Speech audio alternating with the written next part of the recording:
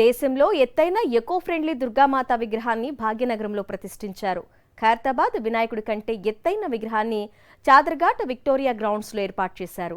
72 అడుగుల దుర్గామాతను చూసేందుకు భక్తులు తరలివస్తున్నారు. 25 ఏళ్లుగా అమ్మవారి విగ్రహాన్ని ఏర్పాటు చేస్తున్నట్లు నిర్వాహకులు తెలిపారు.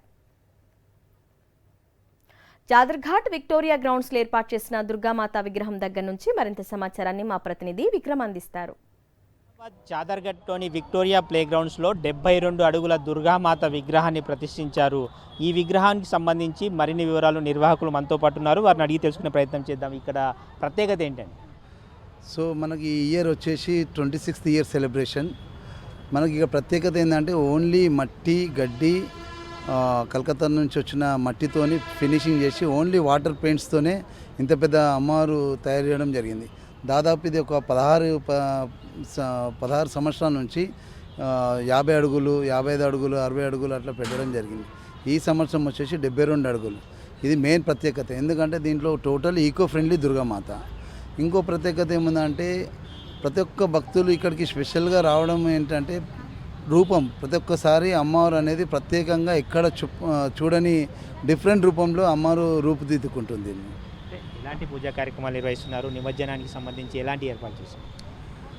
ఈ అమ్మవారు దుర్గామాత పూజలు అంటే డిఫరెంట్ ఉంటాయండి. వినాయకుల్లా కాకుండా అమ్మవారికి వచ్చి రోజు రోజుకు ప్రత్యేకమైన అలంకరణ ఉంటుంది, ప్రత్యేకమైన పూజ ఉంటుంది, ప్రత్యేకమైన శారీ ఉంటుంది, ప్రత్యేకమైన ప్రసాదం ఉంటుంది, ప్రత్యేకమైన అలంకరణ ఉంటుంది. సో ఇవన్నీ రోజు రోజుకు డిఫరెంట్ ఉంటుంది. సో ఆ ప్రకారమే అమ్మవారికి పూజలు చేయాల్సి వస్తుంది.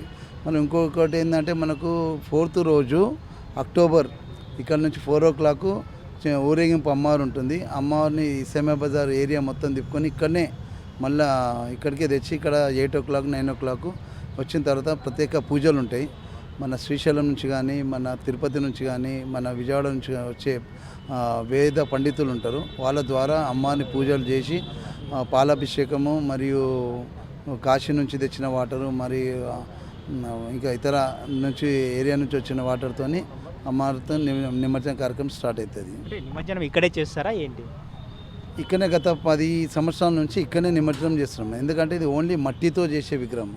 సో మనకు ప్రత్యేకత కూడా ఏంటంటే మనకు ఈకో ఫ్రెండ్లీ వాడాలనే సంకల్పంతో మనం ఇంత పెద్ద విగ్రహం చేస్తున్నాని నాకు గుర్తింపు దాని గురించి కాదు, పబ్లిక్లో అవేర్నెస్ రావాలి. ప్లాస్టర్ ఆఫ్ ప్యారిస్ వాడకూడదు. ఇది ఎందుకంటే టోటల్ సింగిల్% కూడా కలుషితం లేని విగ్రహం. మీద చూసుకోవచ్చు. అక్టోబర్ 4వ తేదీ వరకు కూడా ఈ పూజా కార్యక్రమాలు నిర్వహించనున్నారు. అక్టోబర్ 4వ తేదీన ఇక్కడే ఏకో ఫ్రెండ్లీ దుర్గామాతను నిమజ్జనం చేయనున్నారు. ఏకో ఫ్రెండ్లీ ఎక్కడా కూడా ప్లాస్టర్ ఆఫ్ ప్యారిస్ వాడకుండా పూర్తిగా ఏకో ఫ్రెండ్లీ దుర్గామాత విగ్రహాన్ని తయారు చేయించినట్టు చెప్పారు. ఇక్కడే నిమజ్జనం చేయడానికి పూర్తి స్థాయిలో ఏర్పాటు చేస్తారు.